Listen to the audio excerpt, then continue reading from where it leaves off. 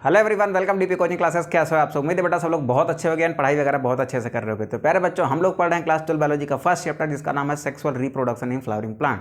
बेटा इस चैप्टर के लास्ट क्लास में हमने बात करी थी फर्टिलाइजेशन के बारे में। कौन से फर्टिलाइजेशन के बारे में? हमने बात करी थी डबल फर्टिलाइजेशन के बारे में। आज की क्लास में हम लोग बात करेंगे फर्टिलाइजेशन के बाद के इवेंट के बारे में, यानी हम लोग बात करेंगे पोस्ट फर्टिलाइजेशन इवेंट्स के बारे में। तो चलिए देर न करते हुए स्टार्ट करते हैं हम लोग अपनी आज की क्लास। और आज की क्लास स्टार्ट करने से पहले आपसे एक हम्बल रिक्वेस्ट है कि अगर आप चैनल पर नए हैं तो प्लीज़ चैनल को सब्सक्राइब करिएगा, और अगर क्लास अच्छी लगती है ना तो प्लीज़ अपने दोस्तों के साथ शेयर भी करिएगा। तो चलिए स्टार्ट करते हैं बेटा हम लोग अपनी आज की क्लास। तो सबसे पहले आप लोग हेडिंग लगाएंगे बेटा post fertilisation event. Post fertilisation event,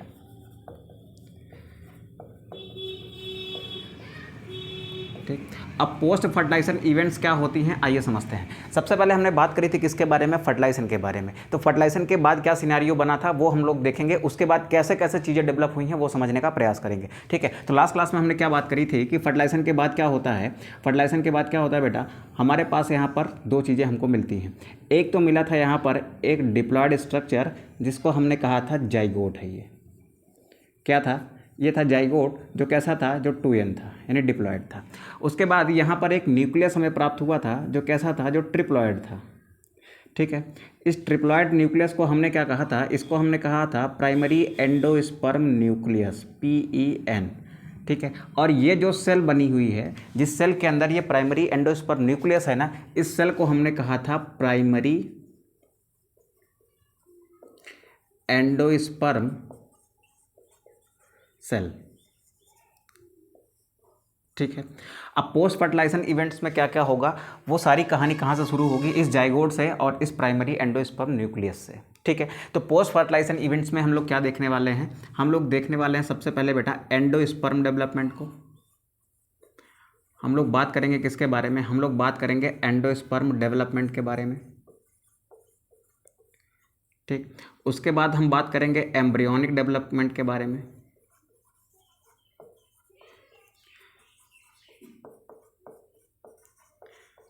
ठीक। फिर थर्ड पॉइंट में हम लोग बात करेंगे किसके बारे में? डेवलपमेंट ऑफ सीड के बारे में,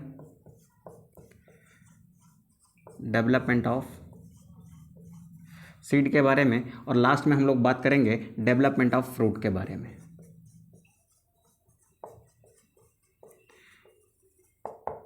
ठीक। इतनी सारी चीज़ें करने के बाद लास्ट में हम लोग बात करेंगे पॉली एम्ब्रियोनी एंड एपोमिक्सिस के बारे में, पॉली एम्ब्रियोनी एंड एपोमिक्सिस, ठीक है। ये हम लोग देखेंगे लास्ट में, ठीक। तो अभी सबसे पहले क्या डिस्कस करेंगे? पोस्ट फर्टिलाइजेशन इवेंट में सबसे पहले हम लोग डिस्कस करने वाले हैं एंडोस्पर्म डेवलपमेंट को, ठीक है। तो फटाक से आप हेडिंग डालिए बेटा एंडोस्पर्म डेवलपमेंट। हम लोग बात किसके बारे में करने वाले हैं? हम लोग बात करने वाले हैं एंडोस्पर्म डेवलपमेंट के बारे में,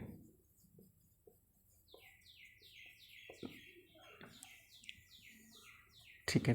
देखिए हुआ क्या है बेटा, हुआ क्या है, एंडोस्पर्म का डेवलपमेंट हम क्यों पढ़ रहे हैं? एम्ब्रियोनिक डेवलपमेंट से, ठीक है। एम्ब्रियोनिक डेवलपमेंट पढ़ने से पहले हम एंडोस्पर्म का डेवलपमेंट क्यों पढ़ रहे हैं, पहले हम ये बात समझ लेते हैं, ठीक है। देखिए हमारे पास अभी सिचुएशन क्या क्रिएट हो रखी है।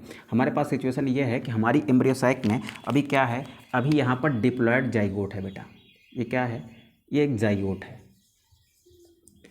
ठीक है। जो आगे जाके डेवलप करके क्या बनाएगा बेटा? जो आगे जाके डेवलप करके एम्ब्रियो बनाएगा, ठीक है। यहाँ तक की बात तो मैंने कल भी करी थी, आज भी कर रहे हैं, आगे भी करेंगे, ठीक है। तो अभी क्या है बेटा, हम ये समझ रहे हैं कि जाइगोट से क्या डेवलप होना है? एम्ब्रियो डेवलप होना है। लेकिन बेटा इस जाइगोट से एम्ब्रियो बनने के लिए हमें क्या चाहिए होगा? हमें चाहिए होगा न्यूट्रिशन। सर वो न्यूट्रिशन कहाँ से आएगा? बिना न्यूट्रिशन के जाइगोट की सेल जो है वो डिवाइड करके एम्ब्रियो बना सकती है? तो जवाब है नहीं बना सकती। इसको क्या चाहिए होगा? इसको कुछ न्यूट्रिशन चाहिए होगा। तो न्यूट्रिशन कहाँ से आएगा? तो वो न्यूट्रिशन आता है बेटा कहाँ से? वो आता है एंडोस्पर्म से। ये जो प्राइमरी एंडोस्पर्म सेल है इसमें होगा डिवीज़न, और ये क्या बनाएगी बेटा? ये बनाएगी आपकी एंडोस्पर्म, ठीक है। और यही एंडोस्पर्म क्या करेगा? यही एंडोस्पर्म क्या देगा बेटा? यही एंडोस्पर्म न्यूट्रिशन देगा जाइगोट को, क्या बनने के लिए? एम्ब्रियो बनने के लिए।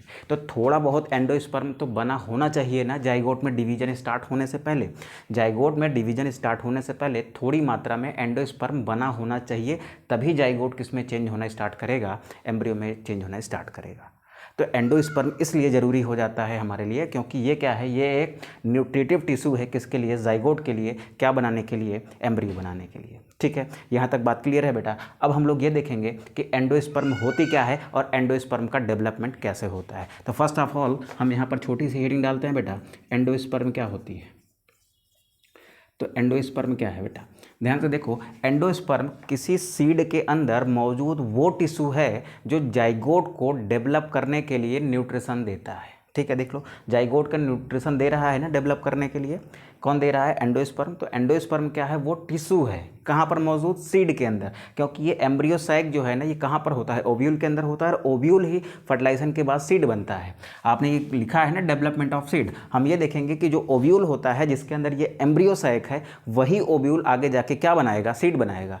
तो इनडायरेक्टली हम ये कह सकते हैं ना कि जो हमारा एंडोस्पर्म होता है वो कहाँ पर होता है, सीड में होता है। ठीक है, तो एंडोस्पर्म क्या है बेटा, एंडोस्पर्म क्या है, एक तरीके का टिश्यू है जो सीड में मौजूद रहता है और जाइगोट को एम्ब्रियो के रूप में डेवलप करने में न्यूट्रिशन देता है। ठीक है, तो क्या लिखेंगे बेटा, it is a tissue present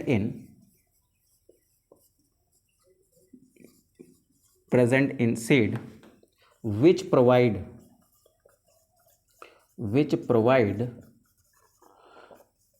nutrition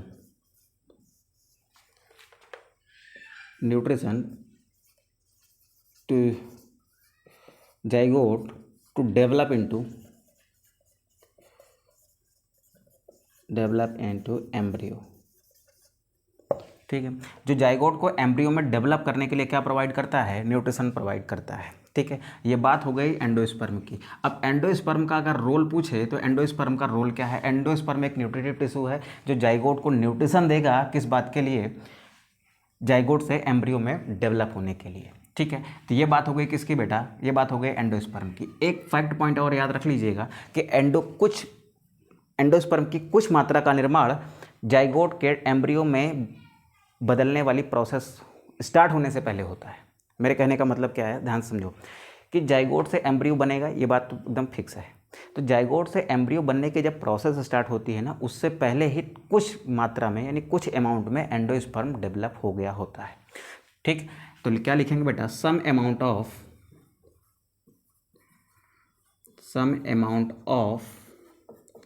endosperm is required before development of zygote। तो जाइगोट के डेवलपमेंट से पहले कुछ अमाउंट ऑफ एंडोस्पर्म की आवश्यकता होती है। दैट्स वाई, यहाँ पर लिखते हैं that's why formation of endosperm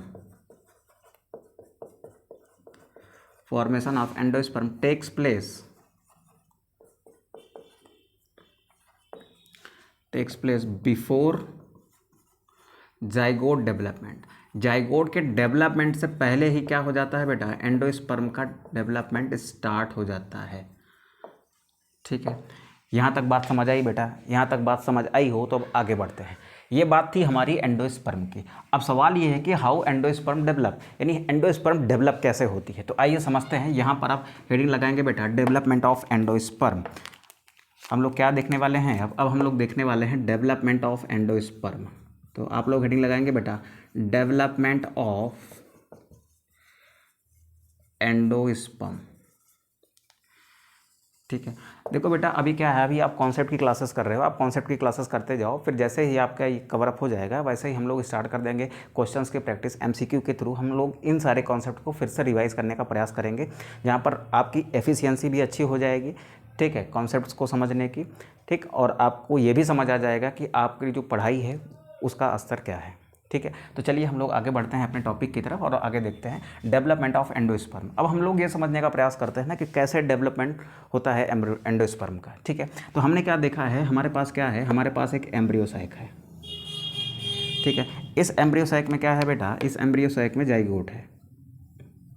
क्या है बेटा, इस एम्ब्रियो साइक में जाइगोट है जो एक डिप्लॉयड स्ट्रक्चर है, और यहाँ पर क्या है, एक ट्रिप्लॉयड न्यूक्लियस वाली सेल है जिसको हमने कह दिया है प्राइमरी एंडोस्पर्म सेल है, और इसका ये जो न्यूक्लियस है ना, इसको हम कहते हैं प्राइमरी एंडोस्पर्म न्यूक्लियस, और ये प्राइमरी एंडोस्पर्म न्यूक्लियस कैसा है बेटा, ये ट्रिप्लॉयड है। अब देखो क्या होगा बेटा, सबसे पहले क्या होता है बेटा, इसमें सबसे पहले इसमें स्टार्ट होता है फ्री न्यूक्लियर डिवीज़न। इसमें क्या होती है बेटा, इसमें स्टार्ट होती है माइटोसिस। ठीक है, तो यहाँ पर लिखते हैं mitosis in primary endosperm cell. ठीक है, यानी इस प्राइमरी एंडोस्पर्म सेल में माइटोसिस स्टार्ट होगी। जाइगोट में भी कुछ नहीं हो रहा है, जो कुछ भी हो रहा है वो यहाँ पर हो रहा है। जाइगोट को थोड़ा सा अलग कलर से बना लेते हैं ताकि आपको समझने में दिक्कत ना आए। ये ठीक है, अब चलो आगे बढ़ते हैं बेटा, अब आगे बढ़ते हैं। यहाँ पर क्या हो रही है, इस प्राइमरी एंडोस्पर्म सेल यानी इस PEC में क्या हो रही है, इसमें हो रही है माइटोसिस। और माइटोसिस भी कैसी है, माइटोसिस भी कैसी है, माइटोसिस है फ्री न्यूक्लियर डिवीज़न। क्या ऐसा है बेटा, ये है फ्री न्यूक्लियर डिवीज़न। ठीक है, अब फ्री न्यूक्लियर डिवीज़न होने की वजह से क्या हो रहा है, देखो फ्री न्यूक्लियर डिवीज़न होने का मतलब है कि कैरियोकाइनेसिस तो हो रही है बट साइटोकाइनेसिस नहीं हो रही है। यानी देखो यहाँ पर एक न्यूक्लियस से दो न्यूक्लियस, 2 से 4, 4 से 16, 4 से 8, 8 से 16, 16, 32, 64 ऐसे बढ़ता हुआ चला जा रहा है। बहुत सारे न्यूक्लियस बनते जा रहे हैं, लेकिन यहाँ पर बेटा सेल वॉल फॉर्मेशन नहीं हो रहा है। तो यहाँ पर क्या हो रहा है बेटा, इसमें क्या हो रहा है, न्यूक्लियस डिवाइड कर रहा है, nucleus divide, but cell wall formation not takes place. ठीक है, सेल वॉल का फॉर्मेशन नहीं होता, न्यूक्लियस डिवाइड हो जाता है, तो जिसके कारण अब क्या होगा बेटा, अब आप खुद सोचो कि इस न्यूक्लियस के अंदर बहुत सारी माइटोसिस हो गई। ठीक है, तो बहुत सारे न्यूक्लियस बन गए होंगे लेकिन कोई सेल वॉल का फॉर्मेशन नहीं हुआ, यानी यहाँ पर एक बड़ी सी सेल दिखाई दे रही होगी जिसमें बहुत सारे न्यूक्लियस दिखाई दे रहे होंगे। ठीक है, तो अब हमारा एम्ब्रियो साइक कुछ कैसा दिख रहा होगा, एम्ब्रियो साइक बेटा कुछ ऐसा दिख रहा होगा। ठीक है, ये एम्ब्रियो साइक है, यहाँ पर ये जाइगोट है हमारा, इसमें तो कोई चेंज अभी आया नहीं है, इसको वैसे के वैसे ही बना लेते हैं। ये क्या है बेटा, this one is our zygote, no changes occurs in zygote. तो अब आगे क्या देख रहे हैं बेटा, यहाँ पर ये जो आपका प्राइमरी एंडोस्पर्म न्यूक्लियस है ना, फ्री न्यूक्लियर डिवीज़न होने के बाद इसके नंबर क्या हो गए हैं, बहुत ज़्यादा हो गए हैं। अब कहाँ फैल गया है बेटा, ये इसी अंदर अंदर ऐसे फैल गया है। ठीक है, अब इसमें क्या हो गए हैं बेटा, इसमें बहुत सारे आपको न्यूक्लियस नज़र आ रहे हैं। ठीक है, अब देख आगे क्या होगा बेटा, इधर ध्यान सुनो। इस तरीके की एंडोस्पर्म को जिसमें बहुत सारे न्यूक्लियस ऐसे फ्लोट कर रहे होते हैं ना, इस तरीके के एंडोस्पर्म को कहा जाता है बेटा न्यूक्लियर एंडोस्पर्म। ठीक है, जिसमें क्या हो रहा है, न्यूक्लियस फ्लोट कर रहा है, देखो न्यूक्लियस इधर उधर ऐसे फ्लोट कर रहा है साइटोप्लाज्म में। ठीक है, अब ध्यान सुनेंगे बेटा, अब ध्यान सुनेंगे। अब क्या होगा, कुछ टाइम बाद यहाँ पर धीरे धीरे सेल वॉल का फॉर्मेशन स्टार्ट हो जाता है। अब सेल वॉल का फॉर्मेशन स्टार्ट हो जाएगा तो इन न्यूक्लियस के चारों तरफ क्या आने स्टार्ट हो जाएगी, सेल वॉल आना स्टार्ट हो जाएगी। तो अब हमारा एंडोस्पर्म कैसा दिखेगा, तो यहाँ पर क्या लिखेंगे बेटा, अब क्या हो गई है, अब साइटोकाइनेसिस स्टार्ट हो गई है। ठीक है, साइटोकाइनेसिस होने का मतलब है कि यहाँ पर क्या हो रहा है बेटा, यहाँ पर सेल वॉल का फॉर्मेशन हो रहा है।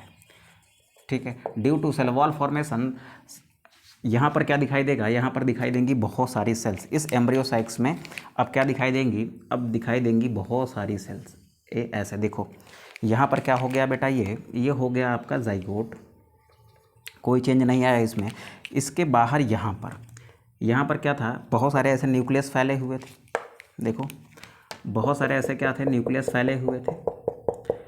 ये क्या है, ऐसे बहुत सारे न्यूक्लियस फैले हुए हैं। अब इन न्यूक्लियस के चारों तरफ क्या आना स्टार्ट हो गई है बेटा, यहाँ पर ऐसे सेल वॉल का फॉर्मेशन स्टार्ट हो गया है। ठीक है, देखो ऐसे क्या हो रही है, सेल वॉल का फॉर्मेशन स्टार्ट हो गया है। ठीक, तो अब ये वो एंडोस्पर्म बन रहा है ना, अब ये वो एंडोस्पर्म बन रहा है जिसमें क्या है बेटा, जिसमें सेल्स हैं। ठीक है, अब देखो ये वो एंडोस्पर्म बन रहा है जिसमें क्या है, सेल्स हैं। देखो इन न्यूक्लियस के बाहर क्या बनना स्टार्ट हो गई बेटा, इन न्यूक्लियस के बाहर सेल वॉल बनना स्टार्ट हो गई। अब देखो बहुत सारे न्यूक्लियस फिर भी रह जा रहे हैं बीच में, ठीक है। अब मैं इसका एकदम क्लासिकल एग्जांपल बताता हूँ, आप इमेजिन करने की कोशिश करो। जब आप नारियल कच्चा होता है ना, जब आप नारियल का पानी पीने जाते हो, आप बाहर रोड पे गए होगे, वहाँ पर आपने नारियल का पानी पिया होगा, ठीक है। तो जब आप नारियल पानी पीते हो ना, तो एक्चुअल में आप क्या पीते हो, ठीक है। देखो उसके अंदर क्या होता है, पानी है यानी लिक्विड है, तो वो लिक्विड क्या होता है, वो आपका एंडोस्पर्म है। नारियल का क्या है, वो सीड है, उसके अंदर क्या है, आपका एंडोस्पर्म है।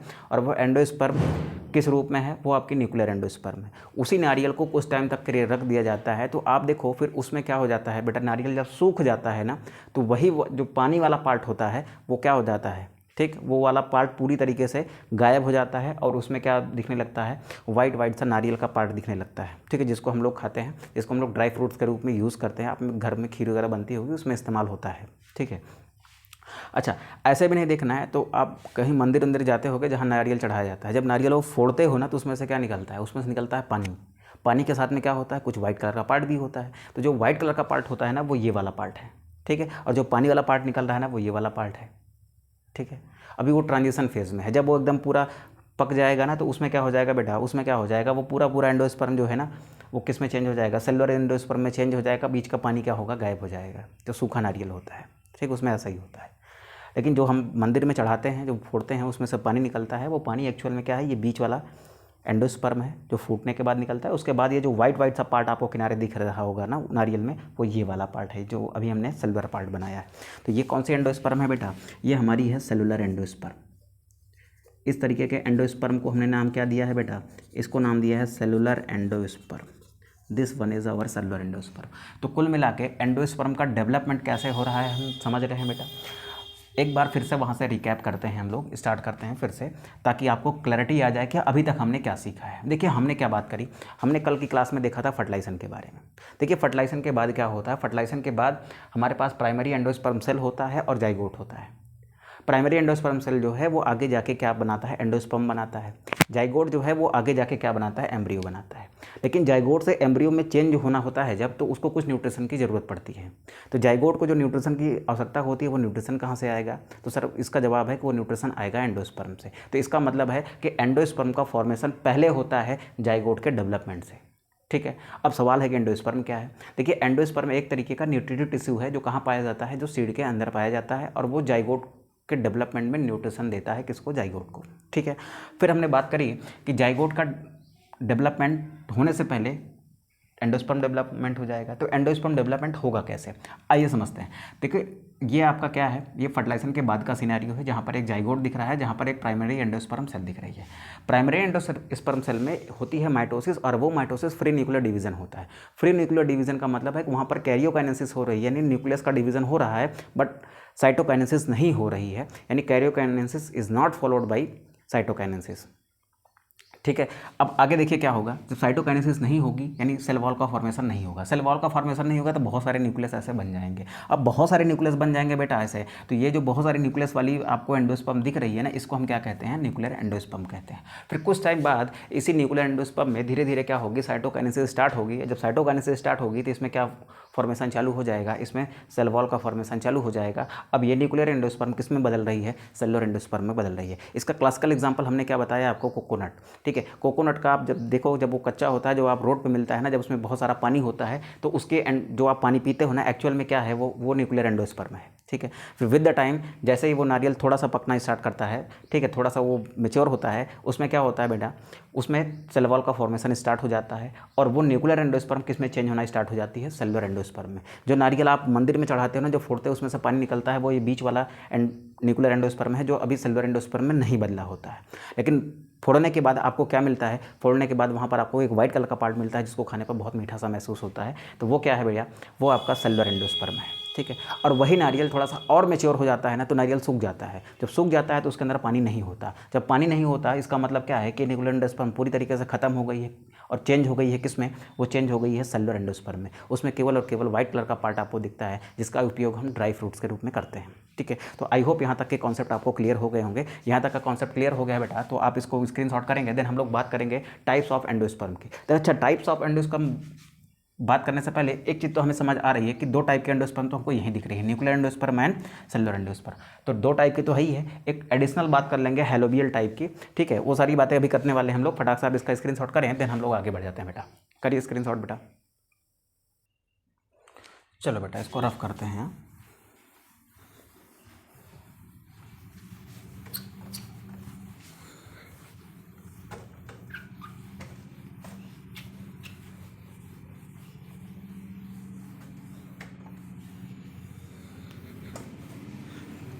चलिए हम लोग बात कर रहे हैं बेटा टाइप्स ऑफ एंडोस्पर्म की। ठीक है, तो अब आप हेडिंग डालेंगे बेटा टाइप्स ऑफ एंडोस्पर्म। ठीक है, एनसीईआरटी के अकॉर्डिंग चलें बेटा, एनसीईआरटी के अकॉर्डिंग चले तो दो टाइप के एंडोस्पर्म है हमारे पास। ठीक है, एक हमारे पास है बेटा न्यूक्लियर एंडोस्पर्म,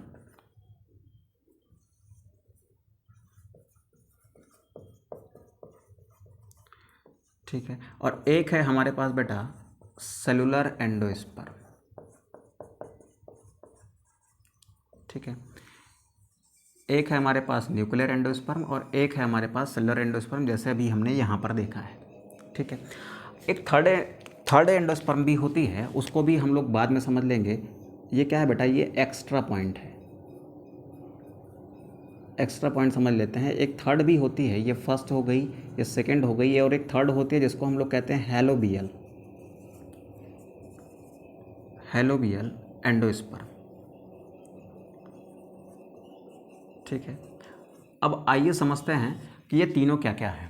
ठीक है, सबसे पहले बात करेंगे किसकी, न्यूक्लियर एंडोस्पर्म की। तो न्यूक्लियर एंडोस्पर्म को सबसे पहले देखने वाले हैं हम लोग बात कर रहे हैं न्यूक्लियर एंडोस्पर्म की। What is nuclear endosperm?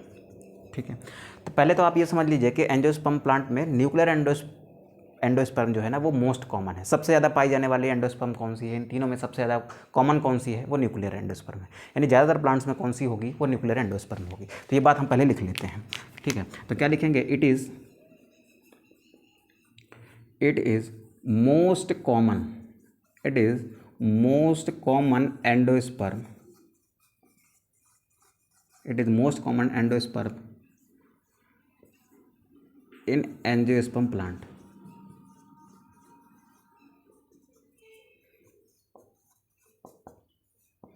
ठीक है, क्या होता है बेटा इसमें, यहाँ पर देखो क्या हो रहा है कि जो प्राइमरी एंडोस्पर्म सेल है वो क्या करती है, वो माइटोसिस करती है, और उसमें क्या होता है, फ्री न्यूक्लियर डिवीजन होता है, जिसकी वजह से बहुत सारे न्यूक्लियस बन जाते हैं। ठीक है, लेकिन सेल वॉल का फॉर्मेशन नहीं होता, और इस तरीके के एंडोस्पर्म को ही हम लोग क्या कहते हैं, न्यूक्लियर एंडोस्पर्म कह रहे हैं। ठीक है, तो क्या लिखेंगे बेटा, in such type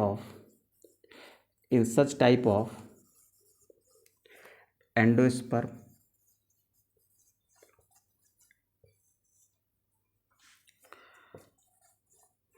the primary endosperm cell undergoes free nuclear division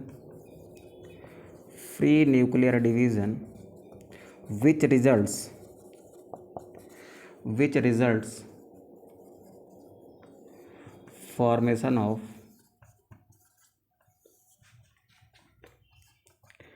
many nuclei, and this free nuclear division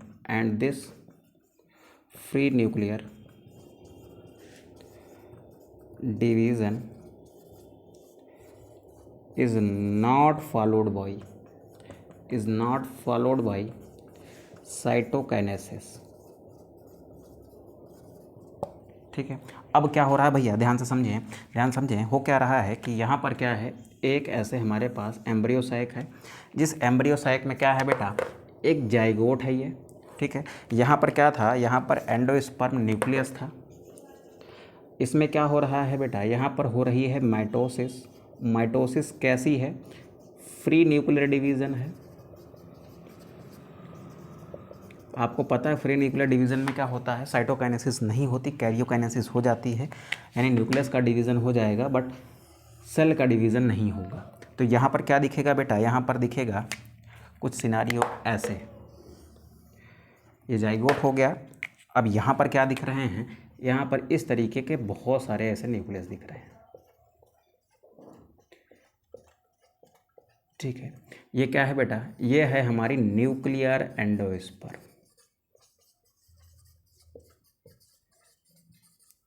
ठीक है।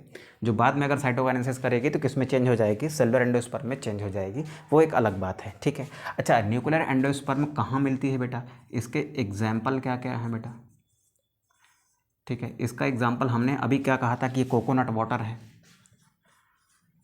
क्या है बेटा, कोकोनट वाटर है, कैप्सेला है, ठीक, और क्या है बेटा,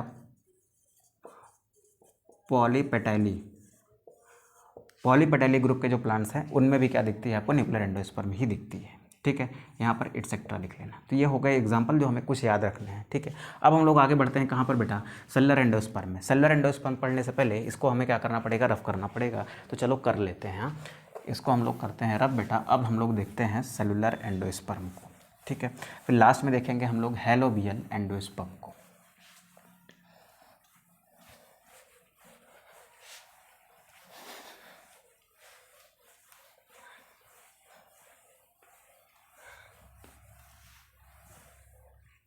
चलो, दूसरी एंडोस्पर्म कौन सी है बेटा हमारे पास, दूसरी एंडोस्पर्म है हमारे पास सेलुलर एंडोस्पर्म। नाम से ही पता चल रहा है कि ये ऐसे एंडोस्पर्म है जिसमें क्या मिलने वाली है, जिसमें सेल्स मिलने वाली है। ठीक है, अब देखो क्या होगा, यहाँ पर क्या हुआ बेटा, यहाँ पर देखो साइटोकाइनेसिस नहीं हुई, न्यूक्लियर डिवीज़न हुआ, लेकिन न्यूक्लियस के डिवीज़न होने के बाद साइटोकाइनेसिस नहीं हुई, यानी सेल वॉल का फॉर्मेशन नहीं हुआ। यहाँ पर क्या होगा, जैसे ही एक माइटोसिस होगी, जैसे ही न्यूक्लियस एक से दो पार्ट में डिवाइड हुआ, उनके बीच तुरंत ही क्या बन जाएगी, सेल वॉल बन जाएगी। तो इस तरीके से एक सेल तुरंत किस में चेंज हो जाएगी, दो सेल में। ठीक है, तो क्या लिखेंगे, यहाँ लिखेंगे in this type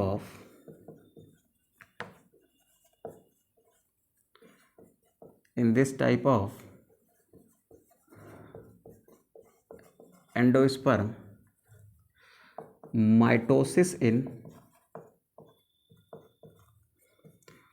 primary endosperm cell. अच्छा, यहाँ पर लिख लो बेटा, in this type of endosperm formation,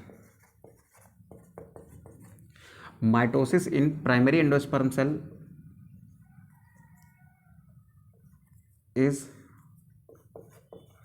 completed by both nuclear division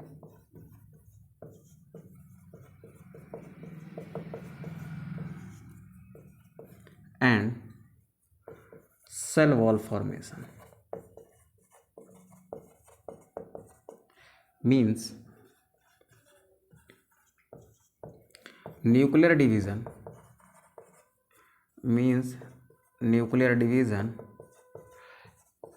is followed by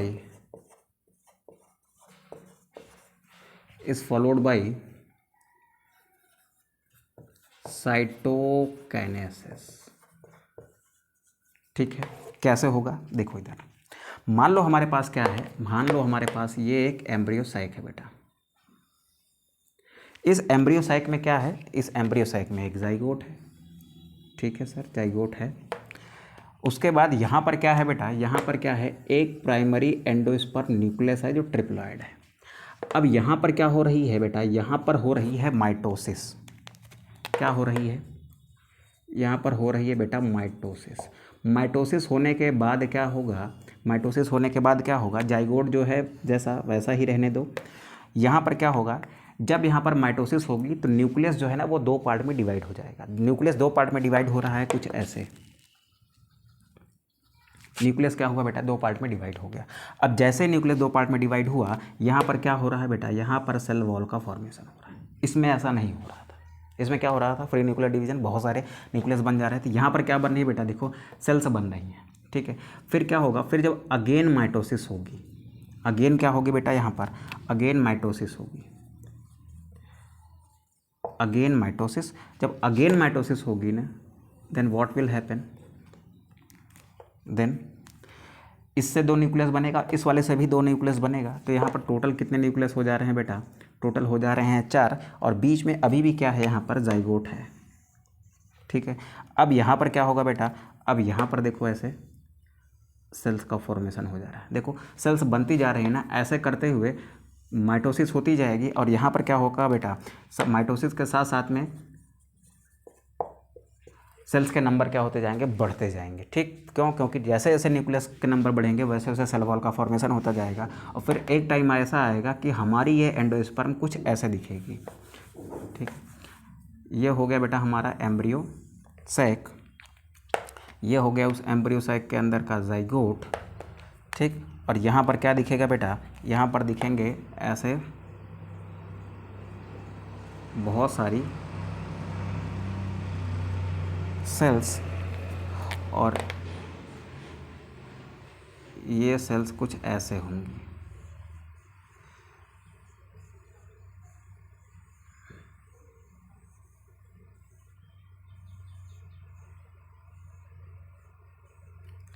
ठीक, इसमें क्या नज़र आ रहा है बेटा, बहुत सारी सेल्स नज़र आ रही हैं। ठीक है, तो इसको हम क्या कह दे रहे हैं बेटा, ये हमारा क्या है, ये हमारा सेलुलर एंडोस्पर्म है। क्या है बेटा, ये हमारा सेलुलर एंडोस्पर्म है, सेलुलर एंडोस्पर्म। ठीक है, तो सेलुलर एंडोस्पर्म क्या था हमने समझ लिया है। अब बात करते हैं बेटा, अब बात करते हैं इसके एग्जाम्पल्स की। एग्जाम्पल क्या है बेटा, प्लांट्स ऑफ गैमोपेटैली फैमिली, गैमेपोटाइली फैमिली के जो प्लांट्स हैं ना वो सेलुलर एंडोस्पर्म रखते हैं। और क्या है, और एक आध एग्जांपल लिखना, लिख लीजिए आप, एडोक्सिया। ठीक है, ये क्या है बेटा, ये वो प्लांट हैं जिनमें क्या होगा, जिनमें आपकी सेलुलर एंडोस्पर्म होगी। अब लास्ट वाली जो एंडोस्पर्म है ना उसके बारे में बात कर लेते हैं, हैलोबियल एंडोस्पर्म। देखिए हैलोबियल एंडोस्पर्म जो होती है ना वो इन दोनों के बीच की है, यानी उसमें कुछ इसके जैसा भी होता दिखेगा और कुछ इसके जैसा भी होता दिखेगा। ठीक है, तो लास्ट में हम लोग क्या लिखते हैं बेटा, यहाँ पर लिखते हैं third number हैलोबियल,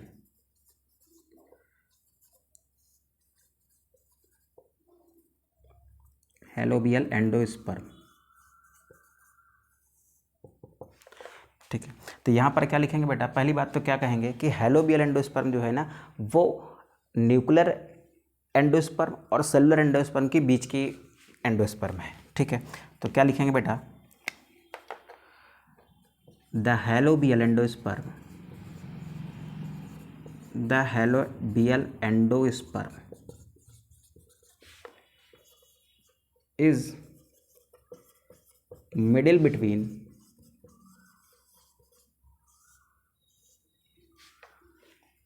is middle in, लिख लीजिएगा ऐसे, is middle in cellular and nuclear endosperm।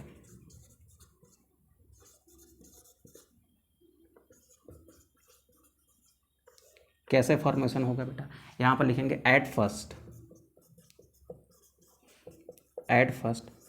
one transverse division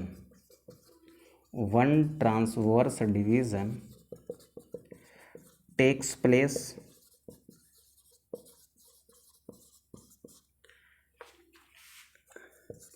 in primary endosperm cell which results formation of two cell।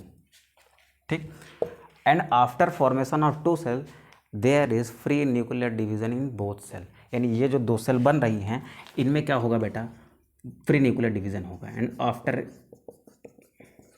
After this free nuclear division takes place in these cells, इन cells में क्या होगा बेटा, free nuclear division होगा। ठीक है, कैसे, आइए समझ लेते हैं। ठीक, अब इसका डायग्राम कहाँ बनाए बेटा, कहाँ बनाए, चलो छोटा सा कहीं डायग्राम ड्रॉ करते हैं। इस लाइन को थोड़ा सा मैं रफ कर रहा हूँ, या फिर इस लाइन को थोड़ा सा रफ करता हूँ, आप इसको लिख लीजिए यहाँ तक फटाक से, आप फटाक से इसको लिख लीजिए। उसके बाद ये वाली लाइन यहाँ से रफ करेंगे, उसके बाद इसी लाइन का एक डायग्रामेटिक रिप्रेजेंटेशन कर देंगे इसी जगह पर। ठीक है, क्योंकि स्पेस कम है बेटा। ठीक, तो आप फटाक से इसको क्या करेंगे बेटा, स्क्रीनशॉट कर लीजिए, फिर यहाँ पर रफ करता हूँ और लिखता हूँ फिर मैं। ठीक है, चलिए इस पार्ट को हम करते हैं रफ और लिखना चालू करते हैं एक डायग्राम के थ्रू हैलोबियल एंडोस्पर्म को। ठीक है, चलिए देखिए बेटा, सबसे पहले क्या बनाते हैं बेटा, यहाँ पर सबसे पहले एक एम्ब्रियो सैक बनाते हैं, ये ठीक है। इसके बाद क्या है, इसमें हो गई ये जाइगोट सेल, ठीक है। यहाँ पर क्या था, यहाँ पर एक ट्रिप्लॉइड न्यूक्लियस वाली सेल थी जिसको हम क्या कह रहे हैं, प्राइमरी एंडोस्पर्म सेल कहते हैं, ठीक। इसको हमने क्या नाम दे दिया, PEC नाम दे दिया। अब यहाँ पर क्या हो रही है बेटा, यहाँ पर पहले जैसे यहाँ पर देखो क्या हुआ, सेलुलर एंडोस्पर्म में क्या हुआ है कि पहले एक माइटोसिस होती है और माइटोसिस में जब न्यूक्लियस का डिवीज़न हो जाता है उसके जस्ट बाद सेल वॉल का फॉर्मेशन हो जाता है। तो सेम वही काम यहाँ पर हो रहा है, सेम वही कहाँ पर हो रहा है बेटा, यहाँ पर क्या हो रहा है, माइटोसिस हो रही है। यहाँ पर क्या होती है, कैरियोकाइनेसिस होती है। कैरियोकाइनेसिस होने का मतलब न्यूक्लियस डिवीज़न होता है एंड ये फॉलो कर लेता है किसको, फॉलो कर लेता है किसको, उसके बाद इसमें क्या हो जाती है, साइटोकाइनेसिस हो जाती है, फॉलोड बाय साइटोकाइनेसिस, ठीक है। मेरी बात समझने की कोशिश करिए। पहले इसमें क्या होगा, जैसे जो प्रोसीजर यहाँ सेलुलर एंडोस्पर्म में हुआ है सेम वही यहाँ पर होगा। अच्छा, सेम वही यहाँ पर होगा तो यहाँ पर क्या हुआ था बेटा, 2 सेल बन गई थी, सेम वही 2 सेल कहाँ बन जाएंगी, यहाँ पर बन जाएंगी। ऐसे देखो ये हो गया आपका जाइगोट और यहाँ पर क्या हो गया है भैया, यहाँ पर हो गया है ऐसे 2 सेल का फॉर्मेशन, ठीक है। एक ऐसे ऊपर है, एक ऐसे नीचे है।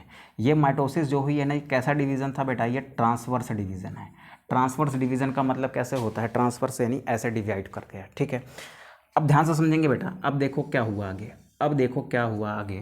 अब यहाँ पर जो माइटोसिस हो रही है, अब यहाँ पर जो माइटोसिस होगी ना वो इसके जैसी होगी। यहाँ पर ये फ्री न्यूक्लियर डिवीज़न कर रही थी माइटोसिस, तो यहाँ पर भी क्या होगा बेटा, फ्री न्यूक्लियर डिवीज़न होगा,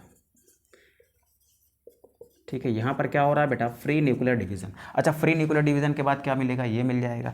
इस सेल में भी फ्री न्यूक्लियर डिवीज़न, इसमें भी क्या होगा, फ्री न्यूक्लियर डिवीज़न। तो कैसी बनेगी बेटा, वो कुछ ऐसी बनेगी, ठीक है। यहाँ पर क्या हो गया, ये जाइगोट हो गया, ठीक है। इसके ऊपर एक सेल है और इसके एक नीचे सेल है। तो इसमें क्या हुआ है, फ्री न्यूक्लियर डिवीज़न, बहुत सारे न्यूक्लियस नज़र आएंगे। इसमें भी क्या हुआ है, फ्री न्यूक्लियर डिवीज़न, बहुत सारे न्यूक्लियस नज़र आएंगे। अब ध्यान से सुनो, अब हम क्या कहेंगे कि इसका पहला स्टेप देखो किसके जैसा हुआ है, सेलुलर एंडोस्पर्म के जैसा, और इसके बाद वाला स्टेप जो हुआ है वो कैसा हुआ है बेटा, वो न्यूक्लियर एंडोस्पर्म जैसा हुआ है। तो ये इन दोनों के बीच की हुई कि नहीं हुई, हुई सर। तो सर इसका भी कोई एग्जाम्पल दे दिए तो लिख ले बेटा, इसका भी एग्जाम्पल लिख ले, ठीक। इसका लिखो एस्फोडेलस। इसका एग्जाम्पल क्या है हमारे पास, इसका एग्जाम्पल है हमारे पास एस्फोडेलस, ठीक है। तो ये हो गई बात बेटा किसकी, एंडोस्पर्म की। अच्छा, एंडोस्पर्म के आधार पर सीड भी होते हैं 2 टाइप के, एंडोस्पर्मस एंड नॉन एंडोस्पर्मस। उसके बारे में हम लोग बात करेंगे तब जब हम लोग पढ़ेंगे सीड तब, ठीक है। तो अभी के लिए हम क्या समझ पा रहे हैं, अभी के लिए हम ये समझ पा रहे हैं कि एंडोस्पर्म क्या है, एंडोस्पर्म का डेवलपमेंट कैसे होता है, और फिर हमने बात करी एंडोस्पर्म के टाइप्स के बारे में, ठीक है। एंडोस्पर्म के टाइप्स को एक बार फिर से हम लोग रिवाइज कर लेते हैं कि एंडोस्पर्म के टाइप्स कितने होते हैं। तो देखो हमने क्या कहा कि एंडोस्पर्म के कितने टाइप होते हैं बेटा, देखो एंडोस्पर्म के 3 टाइप होते हैं। कौन कौन से, nuclear endosperm, cellular endosperm and helobial endosperm. Mainly हम किसको मानते हैं, nuclear endosperm and cellular endosperm को। न्यूक्लियर एंडोस्पर्म क्या होती है, देखिए ऐसी एंडोस्पर्म जिसमें प्राइमरी एंडोस्पर्म सेल में फ्री न्यूक्लियर डिवीजन हो जाए, प्राइमरी एंडोस्पर्म सेल में फ्री न्यूक्लियर डिवीजन हो जाए तो उसमें क्या नजर आने लगेंगे, बहुत सारे न्यूक्लियस नजर आने लगेंगे, और इस तरीके के एंडोस्पर्म को हमने क्या नाम दिया, न्यूक्लियर एंडोस्पर्म, ठीक है। उसके बाद चलते हैं हम लोग सेलुलर एंडोस्पर्म में। देखिए सेलुलर एंडोस्पर्म में क्या होता है, यहाँ पर क्या हो रहा था, न्यूक्लियर में क्या हो रहा था कि जब माइटोसिस हो रही थी तो आपकी कैरियोकाइनेसिस हुई, लेकिन वो साइटोकाइनेसिस को फॉलो नहीं करी, ठीक, मतलब उसके बाद साइटोकाइनेसिस नहीं हुई, जिसकी वजह से क्या हुआ, बहुत सारे न्यूक्लियस बन गए। अब यहाँ पर क्या होगा बेटा, यहाँ पर जैसे ही इस प्राइमरी एंडोस्पर्म सेल के अंदर ये क्या है आपकी, ये है आपकी प्राइमरी एंडोस्पर्म सेल।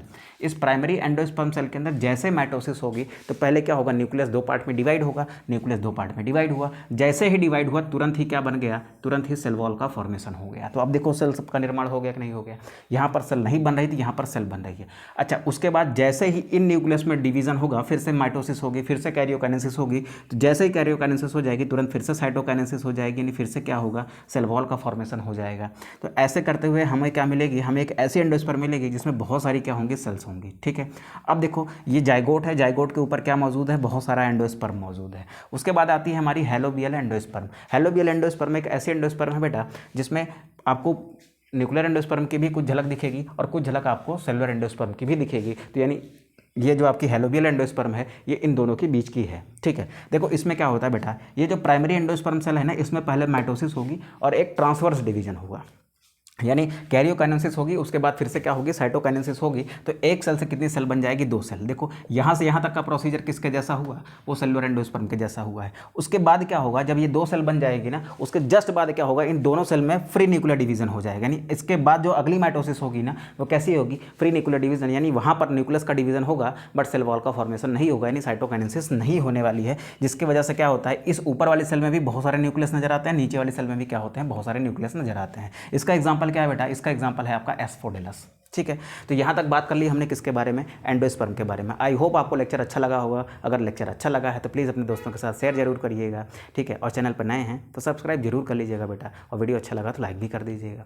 ठीक है, तो चलो इसी उम्मीद के साथ सब कुछ अच्छा लगा होगा आपको। मिलते हैं हम लोग नेक्स्ट लेक्चर में। हम लोग बात करेंगे नेक्स्ट लेक्चर में किसके बारे में, हम लोग बात करेंगे एम्ब्रियोनिक डेवलपमेंट के बारे में। ठीक है, जहाँ पर हम लोग बात करेंगे मोनोकॉट के डेवलपमेंट और डाइकॉट के डेवलपमेंट के बारे में। ठीक है, चलो मिलते हैं नेक्स्ट क्लास में। तब तक के लिए अपना ख्याल रखिए और अच्छे से पढ़ाई करिए। Bye, take care.